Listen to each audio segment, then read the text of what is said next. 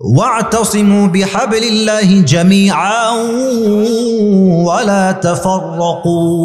আল্লাহু আকবার।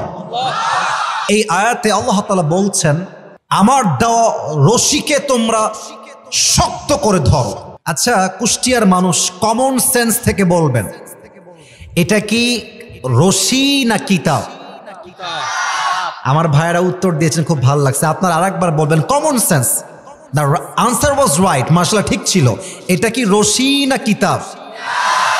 কিন্তু আল্লাহ বলছেন এটা জাস্ট একটা কিতাব নয়, এটা একটা রশি। সুবহানাল্লাহ পড়বেন না আপনারা? তো আমি ভাবলাম যে একটা কাগজের কিতাবকে আল্লাহ তাআলা রশি কেন বললেন? প্রিয় ভাইয়েরা, আমার তাফসির করার কোনো যোগ্যতা নাই, টু বি অনেস্ট। আমার না আছে ইলম, না আছে আমল, না আছে হায়ার লেভেলের তাকওয়া।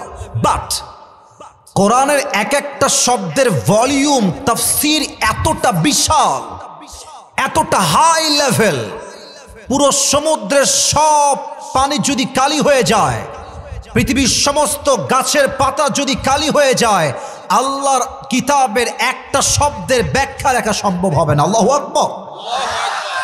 এটা বোঝাবার জন্য ছোট্ট একটা এক্সাম্পল দেই। আচ্ছা, এখন তো পানি নেওয়ার জন্য ট্যাপ আছে, টিউবওয়েল আছে, আছে না নাই? আচ্ছা, মুরব্বী যারা এসেছেন, যুবক ভাইরা, উত্তর চাই। আগে তো ট্যাপ টিউবওয়েল কিছুই ছিল না, আমরা পানি তুলতাম কি থেকে? কুয়া থেকে। রাইট আনসার, কুয়া। এখনো প্রশ্ন বাকি আছে। কুয়ার থেকে পানি তোলার জন্য দুইটা জিনিস মাস্ট। এক নাম্বার রশি, দুই নাম্বার মাশাআল্লাহ, এক নাম্বার রশি, দুই নাম্বার। আচ্ছা ভাবেন, আচ্ছা আপনাদের এই গ্রামের নাম কি? গ্রামের নাম গোবিন্দপুর, উত্তরপাড়া। আচ্ছা, মনে করেন এই গোবিন্দপুরে এসে আমি পানি তুলতে গিয়ে কুয়াতে পড়ে গেছি। আমার কথা কি বোঝা যায় নাকি যায় না? আরে কথা না করলে বুঝি কেমবেলা, কথা কতি হবে তো, বোঝা যায় নাকি যায় না? আমি যদি পানি তুলতে গিয়ে কুয়ায় পড়ে যাই, এই কুষ্টিয়ার ছেলে পেলে, আমাকে তোলার জন্য বাঁশ নিয়ে যাবেন, খাম্বা নিয়ে যাবেন, না রশি নিয়ে যাবেন? রশি নিয়ে গেলেই কিন্তু হবে না। রশির মধ্যে দুইটা শর্ত মাস্ট থাকতে হবে। এক, রশিটা পচা পাটের রশি হওয়া যাবে না। রশি হওয়া লাগবে মজবুত এবং শক্তিশালী। কারণ কি? রশি যদি হয় পচা পাটের রশি, আমি টান দিব নিচ থেকে, আপনিও টান দিবেন মাঝখান দিয়ে, কথা কতি হবে, মাঝখান দিয়ে কি হবে? ছিঁড়ে যাবে। রশি শক্ত হওয়া লাগবে। দুই, ব্যাখ্যার শেষে আমি আছি, যে রশিটা ধরবে মূল গোড়ায়, তার হাত, it has to be strong, powerful, energetic and very strong. কারণ তার হাত যদি শিথিল হয়ে যায়, আমিও টান দিব, সেও টান দিবে, হাতটা শিথিল হয়ে আমি উল্টে পড়ে আমার দাঁত মাত সব ভেঙে যাবে। ঠিক কিনা বলেন? রশিও মজবুত হওয়া লাগবে, যে ধরবে তার হাতটাও মজবুত হওয়া লাগবে। Now let's talk about the main matter. মূল বিষয়ে ফিরে যাই। বলেন, এটাকে আল্লাহ জাস্ট কিতাব বলেছেন না রশিও বলেছেন? এবার আপনি ইমানের পরিচয় দিবেন। এই রশিটার মতো শক্তিশালী রশি আল্লাহর এই পুরো জমিনে সেকেন্ড আর কোন রশি কি হতে পারে? আর এই রশির মূল গোড়ায় আছে আল্লাহ তাআলার হাত। এবার এমপি সাহেব সহ সবার উত্তর কামনা করব। আল্লাহর কুদরতি হাতের মতো শক্তিশালী হাত পৃথিবীর কোন নেতার হতে পারে? কোন মন্ত্রীর হতে পারে? কোন প্রধানমন্ত্রীর হতে পারে? আল্লাহ বলছে, বান্দা, তোমার আসল বাসা ছিল জান্নাতে, তুমি দুনিয়া নামের একটা কুয়ায় পড়ে গেছো। This world is just like a big tunnel. এই পুরো দুনিয়ায় হচ্ছে বিশাল একটা কুয়ার মতো। এইটা তোমার আসল গন্তব্য নয়, তোমার আসল ডেস্টিনেশন হচ্ছে জান্নাতে। তুমি কুয়ায় পড়ে গিয়েছো, আর তোমাকে কুয়ার থেকে তোলার জন্য আমি আল্লাহ তাআলা আসমান থেকে একটা রশি ফেললাম। রশির নাম আল কোরআন। শক্ত করে ধরো, মারামারি করতে যেও না। অমুকে বিএনপি, অমুকে জামাত, অমুকে চরমোনাই, অমুকে আলিয়া, অমুকে কওমিয়া, অমুকে সরসিনা, অমুকে এই অমুকে সেই, মারামারির সময় নয়। আমার প্রথম পরিচয় আহলে হাদিস নয়, প্রথম পরিচয় জামাত ইসলাম নয়, প্রথম পরিচয় তাবলীগ নয়, প্রথম পরিচয় বিএনপি নয়, আরে আমার প্রথম পরিচয় মুসলমান ঘরের সন্তান। ভেদাভেদ না করে আল্লাহর রশিকে শক্ত করে ধরো, আমি আল্লাহ একটা টান দিব, আবার তোমাদেরকে সে হারানো বাসা জান্নাতে ফিরাই দিব। সুবহানাল্লাহ পড়েন। সেই কিতাব থেকে আজকে আমরা তাফসীর শুনতে চাই। তবে আপনাদের বউ আছে কার কার একটু হাত তুলেন তো। বউ আছে? আচ্ছা, কিছু মানুষের বউ আছে, হাত নামাও। এবার হতভাগা কপাল পোড়া যাদের বউ নাই, সিঙ্গেলরা হাত তোলো সবাই। কই আমাদের স্যাররা কোথায়? এমপি সাহেব, হুজুর, বউ নাই? আরে নাই, এ আমি বিশ্বাস করি না। আল্লাহ সবাইকে দিনদার নেককার বউ দিয়ে দিক, পড়েন সবাই আমিন। আরে বাবা হাত নামাও। যুবকরা বিয়ে করতে চায়, বাট মেয়ের বাবারা টাকা ছাড়া বিয়ে দিতে চায় না। যুবক ভাইরা বলো, আর মেয়েদের রুচি যে এত খারাপ, টাকা পাইলে বুইরা টাকলার সঙ্গে মেয়েরা বিয়ের পিড়িতে বসে চায়। আল্লাহ এমন মেয়েদেরকে হেদায়েত দান করুক, পড়েন সবাই আমিন। প্রত্যেকটা যুবককে আল্লাহ দিনদার মেয়ে দান করুক, পড়েন সবাই আমিন। তিনটা তাকবীর দিতে চাই। প্রথম তাকবীর দিবেন বিবাহিত ভাইরা, দ্বিতীয় তাকবীর দিবেন আমার প্রিয় সিঙ্গেল ভাইরা। আমি দেখতে চাই আজকের মাহফিলে কার গায়ের জোর কত বেশি। সিঙ্গেল ভাইরা তোমাদের পালা সেকেন্ডে আসবে, ফার্স্ট টাইম বিবাহিতদের পালা। বিবাহিত ভাই লজ্জা নাই, শরম নাই, আজকে আমরা ভাই ভাই। বিবাহিত ভাইরা একটা কাশি দিবেন, মান সম্মান থাকবে না গো। আরে একটু জোরে কাশি দিতে হবে, বলেন সবাই একবার কাশি দে।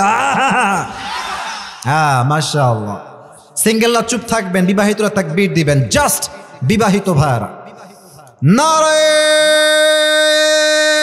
তাকবীর, আল্লাহু আকবার।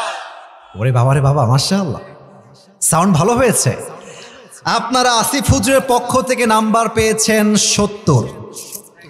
আচ্ছা, এবার সিঙ্গেলদের পালা। সিঙ্গেলটাকে আসি দাও। নাম্বারে কোনো ইনজাস্টিস করার টাইম নাই, because camera is recording this video. আমি যা নাম্বার হবে তাই দিব। সিঙ্গেলদের পালা।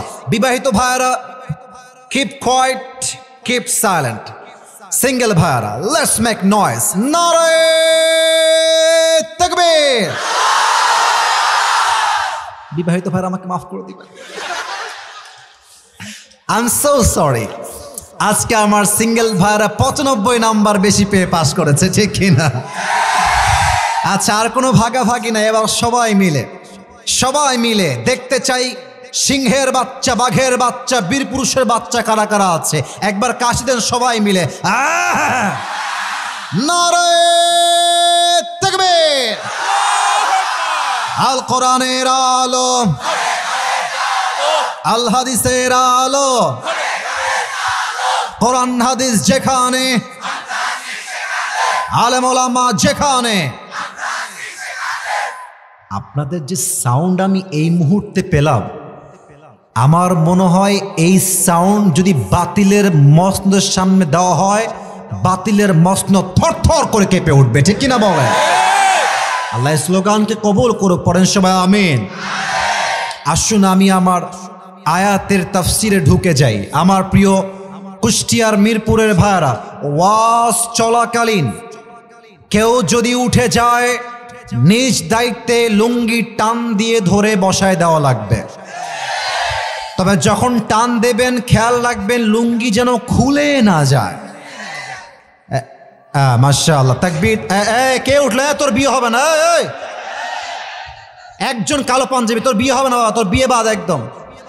খবরদার, কেউ যদি উঠে যায় আমাকে ডাক দিবা, তাকবীর দাও, নারে তাকবীর। আমার প্রিয় কুষ্টিয়ার ভাইরা বলেন সব, আমাদের ধর্মের নাম কি? আর একবার, আমাদের ধর্মের নাম, আমাদের কিতাবের নাম, আমাদের সকলের রব একজন, বলেন সবাই তিনি কে? লাস্ট প্রশ্ন করতে চাই, নবীকে ভালোবাসলে দিল থেকে দুরূদ পড়বেন। আমাদের সকলের শেষ নবী, প্যারা নবী, সাইয়্যিদুল কাউনাইন, সাইয়্যিদুল মুরসালিন, বিশ্ব মানবতার মুক্তির দূত নবী মুহাম্মদুর রাসূলুল্লাহ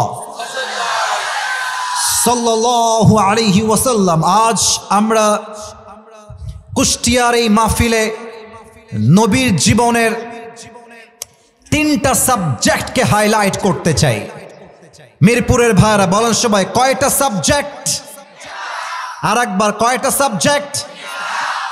এক, how was the prophet look like? আমার নবীজি দেখতে কেমন ছিলেন? 1 number. 2 number, what's the status of last Messenger Muhammad সাল্লাল্লাহু আলাইহি ওয়াসাল্লাম ইন ইসলাম? আমার নবীর সম্মান, স্ট্যাটাস, সিগনিফিকেন্স, মর্যাদা কত বেশি, এটা আমরা 2nd চ্যাপ্টারে জানতে চাই। And finally the last one, 3 number, আমার নবীর আদর্শ কেমন ছিল এইটা আমরা জানতে চাই। এবার ঠান্ডা মাথায় আমি বলবো, এরপরে আপনারা বলবেন। 1 নাম্বার, আমার নবীর চেহারা। বলেন সবাই, 1 নাম্বার আমার নবীর। আর একটু জোরে, আমার নবীর। মাশাআল্লাহ। 2 নাম্বার, আমার নবীর সম্মান। 2 নাম্বার, আমার নবীর। এটা রেকর্ড হচ্ছে, আর একবার, আমার নবীর। 3 নাম্বার, আমার নবীর আদর্শ। 3 নাম্বার, আমার নবীর। আসুন আমরা আল্লাহর নবী দেখতে কেমন ছিলেন জানতে মনে চায় না সবার? ওরে ভাই কথা কন, আমার নবী দেখতে কেমন মানুষ জানতে মনে চায় না সবার? আসুন আমরা আমার নবীর ডান হাত থেকে শুরু করছি। আল্লাহর হাবিব বলতেন, আমার ডান হাতের ভেতরে আল্লাহ তাআলা 40 জন জান্নাতি পুরুষের শক্তি ঢুকায় দিয়েছে। সুবহানাল্লাহ পড়বেন না? আমার নবীর ডান হাতের কেমন তালু ছিল? হাদিসে আসছে, কানা কাফুহু আলিয়ানু মিনাদ দিবাজ। আমার নবীর হাতের তালু ছিল রেশমের চাইতে বেশি মোলায়েম। সুবহানাল্লাহ পড়বেন না? আচ্ছা স্যার, আপনার সাথে হ্যান্ড স্লিপ করতে চাই বোঝাবার জন্য, হ্যান্ড স্লিপ করবো। হ্যাঁ, হ্যান্ড স্লিপ কি দেখা যায়? একটু ধরে রাখবেন স্যার, একটু ওয়েট ফর জাস্ট 1 মিনিট। একজন সাহাবী এসে যখন নবীকে সালাম দিত, একটু স্যার হাত ছাড়েন, আসসালামু আলাইকুম সালাম দিত। জাস্ট যখন মুসাফাহা করত, এই হাদিসটা বললে কলিজা আমার ঠান্ডা হয়ে যায়। নবীর হাতের তালুটা এতটা রেশমের মতো মোলায়েম ছিল, নবীর নরম হাত যে স্পর্শ করত আর হাতটা ছাড়তেই চাইতো না। সুবহানাল্লাহ পড়েন। এবার আসুন আমার নবীর হাইট কেমন ছিল? কানা আরবাআতাম মিনাল কওম লাইসা বিতাওয়িল ওয়ালা বিলকসির। The prophet was medium of height, neither tall nor short. আমার নবী দেখতে লম্বা তাল গাছের মতো নয়, আমার নবী আবার বাঠুও নয়। আমার নবী একজন মাঝারি গঠনের যুবক ছিলেন। কোন সবাই সুবহানাল্লাহ। বেশি লম্বা হইলে তাল গাছ মনে হয়, দেখতে গেলে টুপি পরে যাওয়ার আশঙ্কা আছে। আর বেশি গুটু হলে মেয়েরা বিয়ে করতে চায় না। এত আস্তে ঠিক বললেন কেন? বলেন জবাবটা ঠিক আছে কিনা? আচ্ছা আমার দিকে তাকান তো সবাই, এটা আমার কি চুল, এই যে ধরে ফেলেছে। টুপি খুলবো না, বলেন এটার নাম কি? চুলের কাটিংটা কেমন ছিল এটা বলাটা জরুরি, কারণ বেশিরভাগ যুবকরা আজকাল কি করে একটু সামনে বলছি। আমার নবীর চুলের কাটিং ছিল 3টা। 1, কানের লতি বরাবর, 2, কানের মাঝ বরাবর, আও ইলা মানকিবাইহি, ঠিক কাঁধ বরাবর। and this is called Babri cutting. এই কাটিংটার নাম কি কাটিং? আর যুবকরা কাটে কেমন করে? ডানেও চুল নাই, বামেও চুল নাই, মাঝখানে লম্বা লম্বা সজরুর মতো খাড়া খাড়া চুল। এর নাম দিয়েছে আমি ঘোড়া কাটিং। এরকম যুবক আছে না নাই বলো? আর কি বলবো, দুঃখের কথা, মেয়েদের আমাদের মতো দিনদার ভালো ভদ্র যুবক পছন্দ হয় না। বেশিরভাগ মেয়েদের টিকটকার আর গাঞ্জাখোর মার্কা বেশি পছন্দ হয় যুবক। বাসও খায় সেই লেভেলের বাস, কারণ গাঞ্জাখোর টিকটক টিকটকার তো তার নিজের জীবনের মূল্য নিজেই বোঝে না, ও তার বইয়ের মূল্য বুঝবে কেমন করে? যুবক ভাড়া বলো। আচ্ছা আমার দিকে তাকান তো, এইটা আমার মুখে কি? এই শার্টওয়ালা, এই কনে যাও বাড়ি, তুমি কনে যাও?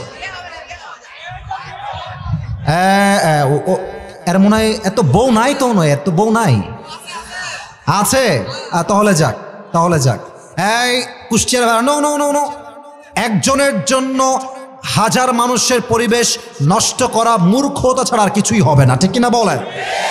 আমি উত্তরটা পাই না, এটা আমার মুখে কি? বামের ভাইরাটার নাম কি? আমার কিন্তু পাম দেবেন না, আগে কই দিলাম, যা কবেন মুখ থেকে সত্য বলবেন।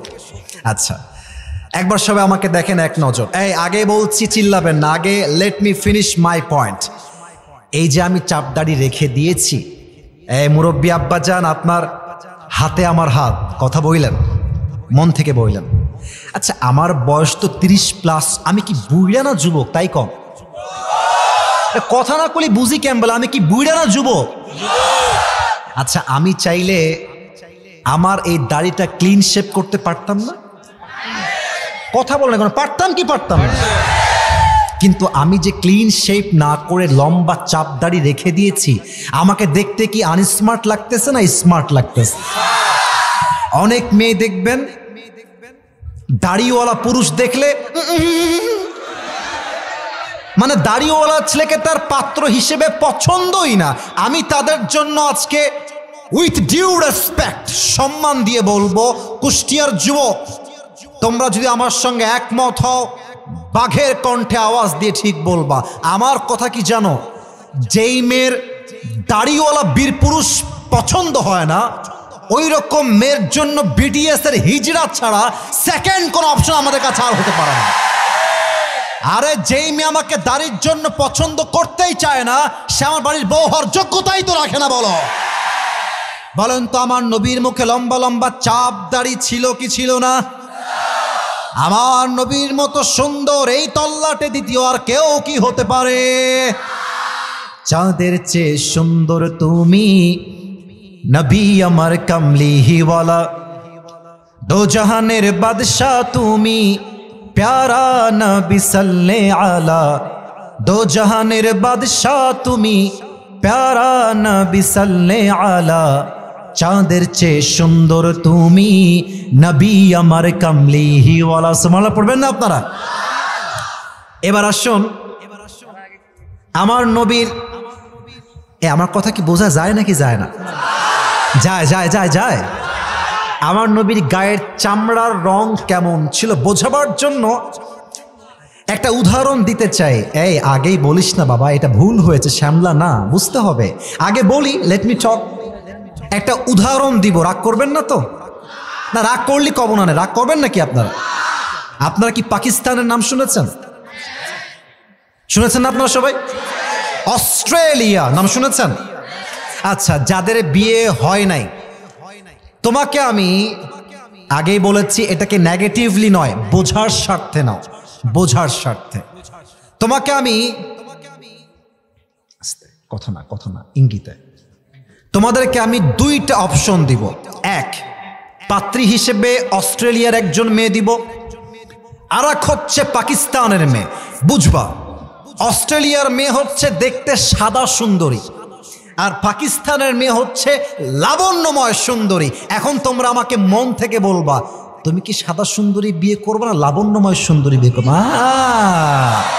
আমার নবী দেখতে কালো নয়, আমার নবী দেখতে শ্যাম বর্ণের নয়, আমার নবী দেখতে সাদা রঙের নয়, আমার নবীর গায়ের চামড়ার রং হচ্ছে লাবণ্যময় চেহারা। সুবহানাল্লাহ। আম্মা জান আয়েশা রাদিয়াল্লাহু তাআলা আনহা বলতেন, নবী যখন মাগরিবের নামাজের পরে আমার ঘরে প্রবেশ করত, মনে হতো আকাশের চাঁদ আমার ঘরে প্রবেশ করেছে। কোন সবাই সুবহানাল্লাহ। এবার আমার বাম কাঁধ ডান কাঁধ সবাই দেখবেন, ভাই যতটুকু দেখা যায় একটু খেয়াল করেন। তোমরা তো স্পষ্ট দেখতে পাচ্ছ, পেছের ভাইতে কোনো প্রবলেম নাই।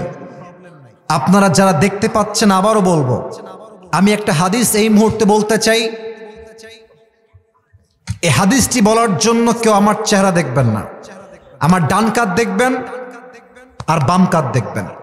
একটু প্রশ্ন করতে চাই, এটা আমার ডান কাঁধ, এটা আমার কোন কাঁধ? জোরে, এটার নাম কোন কাঁধ? এটা হচ্ছে আমার বাম কাঁধ, এটা আমার কোন কাঁধ? নবীজির পবিত্র দেহের বাম কাঁধের ঠিক এই জায়গায় সবার দৃষ্টি আকর্ষণ করছি। নবীর দেহের বাম কাঁধের এই জায়গায় নবীজি আমার শেষ নবী, আমার নবী যে লাস্ট মেসেঞ্জার, তারপরে আর কোন নবীজি আসবে না।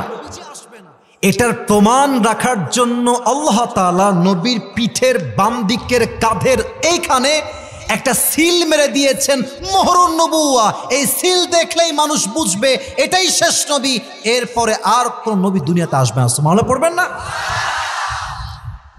একটা ঘটনা মনে পড়ে গেল। এক সাহাবী আসছে, এসে বলছে, আবার কথা কে বলে এই সাইডে? না, এদিক তাকাও তো, কেউ তো কথা, তোমরা কথা বলছো কেন বাবুরা? একদম কথা নাই, আওয়াজ নাই, চুপচাপ। তাকবীর দেন সবাই, নারায়ে তাকবীর। এক সাহাবী এসে বলছে, ইয়া রাসূলুল্লাহ, আমি আপনাকে একটা আঘাত করতে চাই, পিঠে আঘাত করতে চাই। নাউজুবিল্লাহ বলবেন না আপনার সবাই? কিন্তু এই কথা যখনই সে বলেছে, ওমরে ফারুক দৌড় দিয়ে আসছে। আরে বেটা, তোর কত বড় সাহস, তুই নবীর গায়ে হাত তুলবি? তোর তো সাহস কম না, তোরে আজকে খাইছি আমি। নবীজি বলছে, ওমর কিফ, স্টপ, থামো, তাকে তার কথা বলতে দাও। নবীজি বলছে, এই সাহাবী, তুমি আমাকে আঘাত করতে চাও কেন? এবার ওই সাহাবী ডাক দিয়ে বলছে, ইয়া রাসূলুল্লাহ, যুদ্ধের ময়দানে আপনি এক কাফেরকে আঘাত করতে গিয়ে সেই আঘাত আমার পিঠে এসে লেগেছে।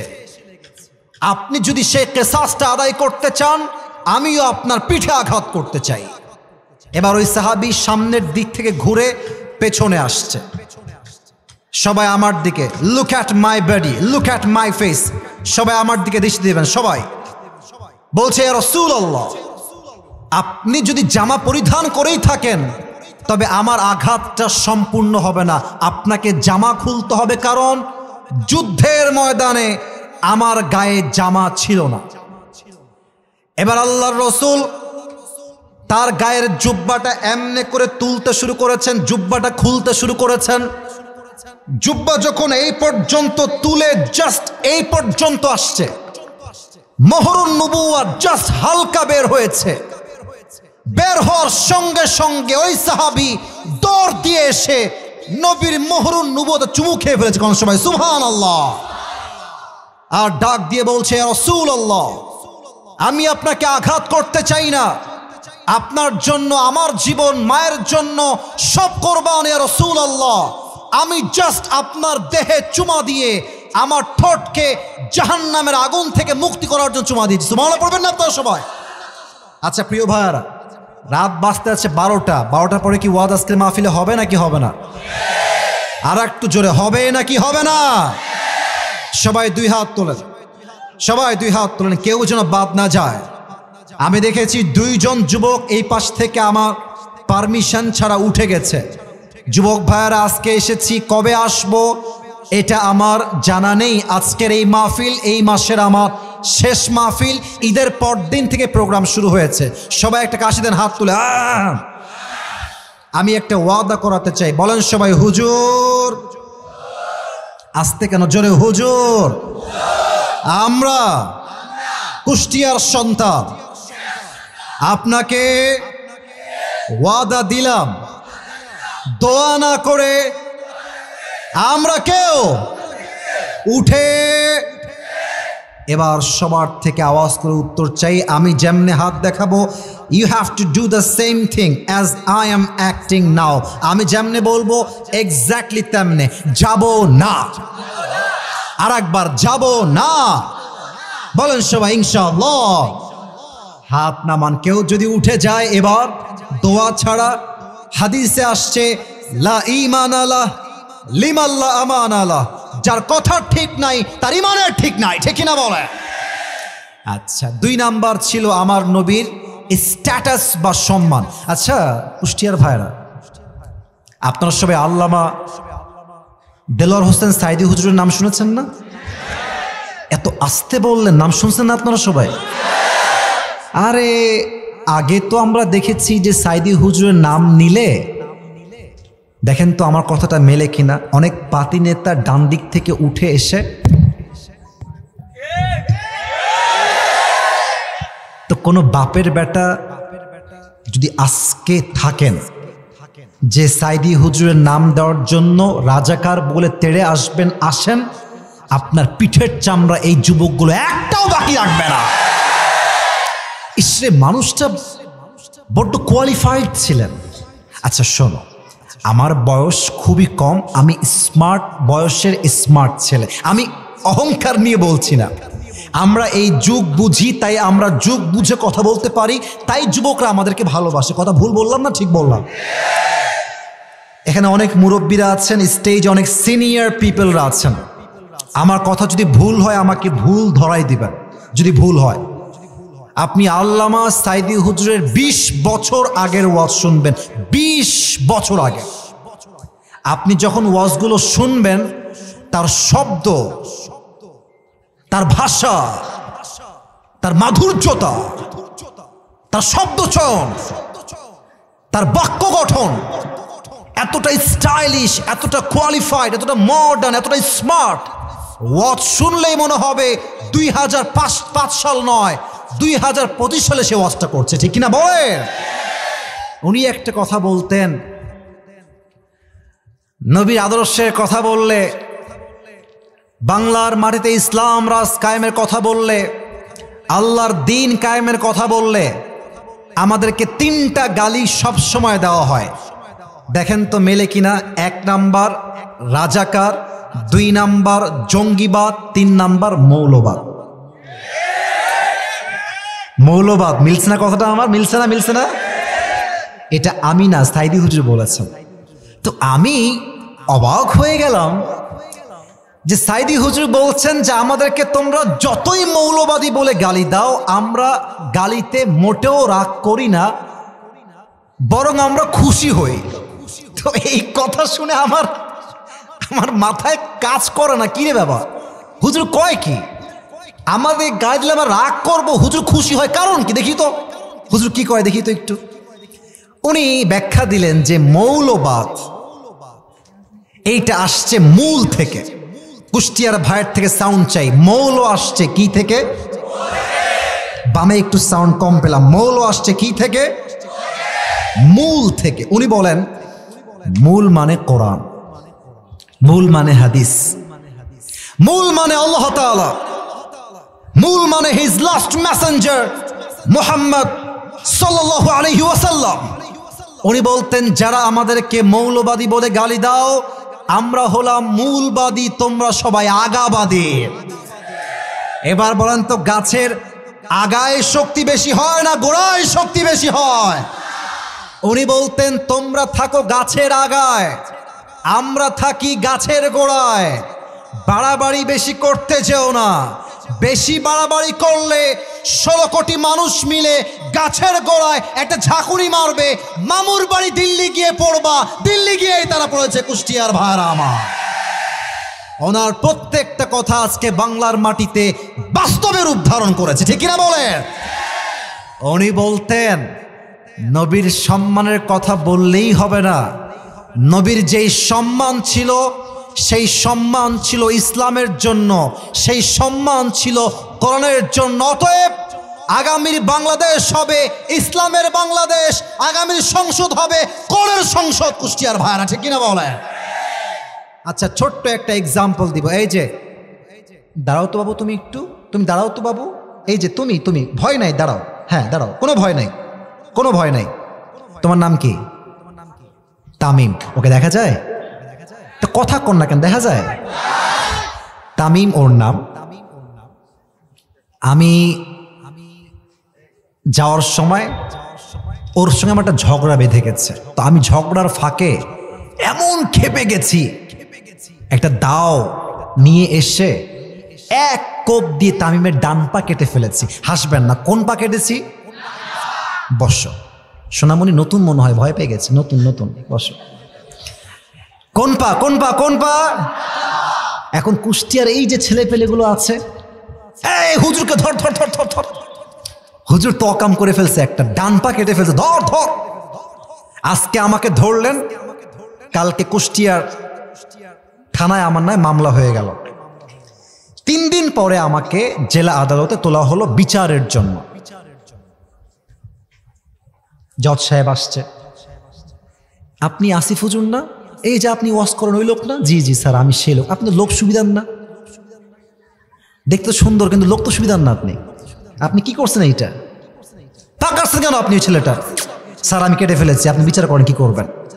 এখন জজ সাহেব কুষ্টিয়ার বাংলাদেশের যেই তথাকথিত আইন বা ল আছে সেই সিস্টেমে আমার বিচার করলেন যে আসিফ হুজুরের 5 বছরের জেল আর 5 লাখ টাকা জরিমানা। সবার থেকে জানতে চাই, 5 বছরের জেল আর কয় লাখ টাকা জরিমানা? এটা আমার বিচার পা কাটার জন্য। এবার কুষ্টিয়ার মানুষের কাছে আমি বিচারটা ছেড়ে দিলাম, আপনারা এবার ইনসাফ করবেন। একটা বিচার এটা কি সঠিক হয়েছে কিনা, এটার বিচারের মাপকাঠি ঠিক আছে কিনা বোঝার জন্য লাগবে দাড়ি পাল্লা। বলেন সবাই, কি পাল্লা? কথা কন, কি পাল্লা? দাড়ি পাল্লা নিয়ে আসেন। এখন তামিমের যে আমি ডান পা কেটে দিয়েছি, দাড়ি পাল্লার ডান দিকে তামিমের ডান পাটা রেখে দেন। আর আমি আসিফ হুজুরের যে জরিমানা 5 লাখ টাকা আর 5 বছরের জেল, ওটা বাম পাল্লায় দেন। এবার টান দেন, এক পাল্লায় ডান পা আর এক পাল্লায় 5 বছরের জেল আর 5 লাখ টাকা জরিমানা। যতই টানেন সমান সমান কি হবে না ভাই? কথা না করলে বুঝি কেমন, সমান সমান হবে না ভাই? হবে না। আচ্ছা আপনি আরো বাড়ায় দেন, 10 বছরের জেল দেন, এবার 10 লাখ টাকা জরিমানা করেন, আর ডান পা ডান পাল্লায় দেন, আবার টান দেন। কম দেহি সমান সমান কি হবে না ভাই? আরে কথা কন, হবে? সমান সমান হতে হলে আল্লাহর এই জমিনে আল্লাহর কোরআন দিয়ে রাজ কায়েম করতে হবে। কেমন করে? লেট মি এক্সপ্লেইন, আমি ব্যাখ্যা দিচ্ছি। আল্লাহর কোরআন বলছে, চোখ যদি কেউ তোমার তুলে নেয়, তুমি তার চোখ তুলে নাও। চোখের বদলে চোখ, নাকের বদলে নাক, হাতের বদলে হাত, পায়ের বদলে পা, জানের বদলে জান। যুবক ভাড়া ঠিক কিনা বলো?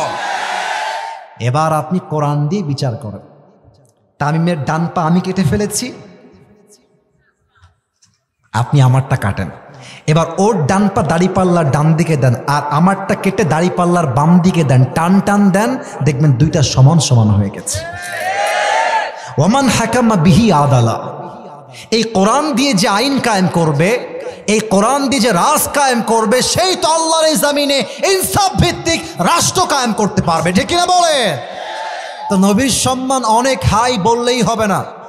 আমি একটা দাবি করব এই মুহূর্তে, এই দাবির জন্য আমার উপরে অনেক অনেক মানুষ রাগ করতে পারেন, বাট কে রাগ করলেন, কে খুশি হলেন, আমি পরোয়া করতে চাই না। 1 নাম্বার কথা, আগামীর বাংলাদেশে নির্বাচন হবে, এখানে বিএনপির লোক থাকতে পারেন, জামাত থাকতে পারেন। আমার একটাই কথা, আগামী বাংলাদেশে কোনো নারীকে আমরা ক্ষমতার চেয়ারে সেকেন্ড টাইম আর দেখতেই চাই না। যুবক ভাড়া ঠিক কিনা বলো? 2 নাম্বার, আগামীর বাংলাদেশে আমরা এমন একজন প্রধানমন্ত্রীকে চাই, যেই প্রধানমন্ত্রীর যোগ্যতা এতটা হাইলি কোয়ালিফাইড হবে। আমার দেশের প্রধানমন্ত্রী চাইলে জাতীয় সংসদে দাঁড়িয়ে যেমন দেশের পক্ষে বক্তব্য দিবে, আমার দেশের প্রধানমন্ত্রী চাইলে জাতীয় মসজিদ বাইতুল মুকাররমে দাঁড়িয়ে জুমার খুতবা দেওয়ার যোগ্যতাও রাখবে। ঠিক কিনা বলে? এমন মন্ত্রী আমরা সবাই চাই কি চাই না? আয় আল্লাহ আমাদের সবাইকে তুমি এমন নেতা নির্বাচন করার তৌফিক দান করে। পড়েন সবাই আমিন। প্রিয় ভাইরা, রাত যে 12টা বেজে গেছে, 3 নাম্বার সাবজেক্টে যাবো নাকি যাব না? আপনারা একটা বিষয় খেয়াল করেছেন, কয়েকজন লোক 3-4 জন উঠে গেছে, এদের কপালটা খারাপ। কেন খারাপ জানেন?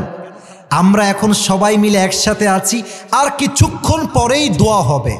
হতে পারে কার দোয়া কবুল হয়ে যায়, আর তার দোয়া কবুল হওয়ার জন্য আমাদের গুনাহ তো মাফ হতেও পারে। সুবহানাল্লাহ পড়বেন না আপনারা? আমাকে জাস্ট নবীর আদর্শ বোঝাবার জন্য 5টা মিনিট আর সময় দিবেন। আচ্ছা বলেন তো, নবীর একমাত্র কন্যা সন্তান কলিজার টুকরা মেয়ে নাম কি ছিল? এই যে ভয়ে মরে গেল, নাম কি ছিল? আচ্ছা, ফাতেমা রাদিয়াল্লাহু তাআলা আনহা। এটা আমার শেষ হাদিস। শেষ ভালো যার, সব ভালো তার। ফাতেমার স্বামীর নাম কি ছিল কে বলতে পারে? ছি ছি ছি, এত আস্তে কইলে হয়? ফাতেমার স্বামীর নাম কি ছিল? আলী রাদিয়াল্লাহু তাআলা আনহু। এবার শেষ প্রশ্ন, তাদের সংসারে 2 জন সন্তান আসছে, এক হচ্ছে হাসান আর এক হচ্ছে। আমি জাস্ট নবীর বাবা হিসেবে কেমন আদর্শ ছিল এটা বোঝাতে চাই। ফাতেমার বয়স যখন বিয়ের কাছাকাছি আসলো, নবীজি ডাক দিয়ে বললেন, আমার মেয়ে ফাতেমাকে কে বিয়ে করতে চাও, প্রস্তাব নিয়ে আমার কাছে আসো। সুবহানাল্লাহ পড়বেন না? প্রথমে আসছে ওমরে ফারুক, এসেই বলছে, ইয়া রাসূলুল্লাহ, আমি আপনার মেয়ে ফাতেমাকে বিয়ে করতে চাই, আপনি কি রাজি আছেন? তো নবীজি মাথাটা নিচু করে ফেলেছেন। এই হাদিসটা মুরব্বীদেরও কাজে আসবে, যুবকরা তো বড্ড খুশি হবে, মা বোনদের জীবনটা পরিবর্তন হয়ে যাবে আজকের হাদিস। কাহা যা রহে হো মেরে দোস্ত, কাহা যা রহে হো? কই সময় নাই, আর একটু সময়, এই তো সর্বোচ্চ 2 মিনিট, সর্বোচ্চ 2 মিনিট। তো ওমরের উত্তর নবীজি মাথা নিচু করে ফেলেছেন। ইয়েসও বলেন নাই, নো বলেন নাই। ওমরে ফারুক বুঝে গিয়েছে আমার এখানে খাওয়া নাই, আমি বাদ, বের হয়ে গেছে। আর এক সাহাবী, ইয়া রাসূলুল্লাহ, আমি আপনার মেয়েকে বিয়ে করতে চাই। নবীজি চুপচাপ, ইয়েসও বলেন নাই, নো বলেন নাই, বের হয়ে গেছে। এবার বুঝবেন বাহিরে আরো 2 জন সাহাবী আছে, নামগুলো মুখস্থ শুনতে চাই। এক আব্দুর রহমান বিন আউফ, 2 নাম্বার আলী রাদিয়াল্লাহু তাআলা আনহু। আব্দুর রহমান বিন আউফ অনেক ধনী, অনেক বড় ব্যবসায়ী। ডাক দিয়ে বলছে, বন্ধু, ওমরে ফারুকও রিজেক্ট, ওই সাহাবীও রিজেক্ট, আমার মনে হয় যে বন্ধু তুমি যদি ফাতেমাকে বিয়ের জন্য জামাই হয়ে প্রস্তাব নিয়ে যাও, আমার বিশ্বাস নবী তোমাকে খালি হাতে ফিরাই দিতে পারবে না। সুবহানাল্লাহ। কিন্তু এবার আলী রাদিয়াল্লাহু তাআলা আনহু সেই উত্তর দিয়ে, যে উত্তরটা হাজার হাজার যুবকের মনের উত্তর। আলী বলছে, বন্ধু কি বললা, আমার কাছে না আছে বাড়ি, না আছে টাকা, না আছে বাড়ি, না আছে ব্যবসা, না আছে চাকরি, আমার তো বিয়ে জীবনেও হবে না। আমার তো মনে হয় আজকালকার মেয়ের বাপরা যুবকের চরিত্রের চাইতে তার টাকে সবচেয়ে বেশি গুরুত্ব দেয়। যুবক ভাইরা বলো। তবুও বলছে, বন্ধু যাও না, যাইতে সমস্যা কোথায়, আর চান্স মারতে দোষ কোথায়? এবার আলী আসছে, একটু 2 হাত দেখবেন, হাদিসের শেষাংশে শেষ পার্টে আছি। এটা হচ্ছে মসজিদে নববীর একদম মেইন গেট। আলী সোজাসুজি আসছে, প্রস্তাব নিয়ে আসছে, বিয়ের প্রস্তাব। তো একবার এদিক দিয়ে বের হয়ে যায়, আর একবার এদিক দিয়ে বের হয়ে যায়। নবীজি বলছে, ইয়া আলী, এদিকে আসো। যাও কোথায়? কি বলবা, এদিকে আসো। আলী এসে চুপচাপ বসে গেছে। প্রিয় ভাইরা, মেয়ের বাপের কাছে বিয়ের প্রস্তাব দেওয়া যে কত কঠিন, এটা যুবকরা ছাড়া আর কেউ টের পাবে না। যুবক ভাইরা বলো। এবার আলী এসে বলছে, ইয়া রাসূলুল্লাহ, আমি আপনার মেয়ে ফাতেমার জামাই হতে চাই, আপনি কি রাজি আছেন? নবীজি আগের বার ইয়েসও বলেন নাই, নো বলেন নাই, সেকেন্ড টাইম ইয়েসও না, নো না, বাট এইবার নবীজি বললেন, আলী যাও, ইনশাআল্লাহ। কিন্তু আলী আবার ইনশাআল্লাহর অর্থ কি এটা বোঝে নাই, বের হয়ে গেছে। আর মুখটা বাংলার পাঁচের মতো হয়ে গেছে, মন খারাপ। আব্দুর রহমান বিন আউফ ডাক দিয়ে বলছে, আরে আলী বন্ধু, মন খারাপ কেন, তোমার কি বিয়ে রিজেক্ট হয়ে গেছে বন্ধু? বলছে, বন্ধু আমি তো রিজেক্ট হয়ে গেলাম, আমার বিয়ে হবে না। আরে নবীজি কিছুই বলে নাই, একটা কথাও কয় নাই। বলছে, হ্যাঁ বলেছে, নবীজি জাস্ট বলেছেন ইনশাআল্লাহ। আব্দুর রহমান বিন আউফ বলছে, বন্ধু doesn't make any sense, doesn't make any sense. আরে বন্ধু, নবীর ইনশাআল্লাহ মানেই হলো বিয়ে তোমার অর্ধেক ডান হয়ে গেছে। সুবহানাল্লাহ পড়ে।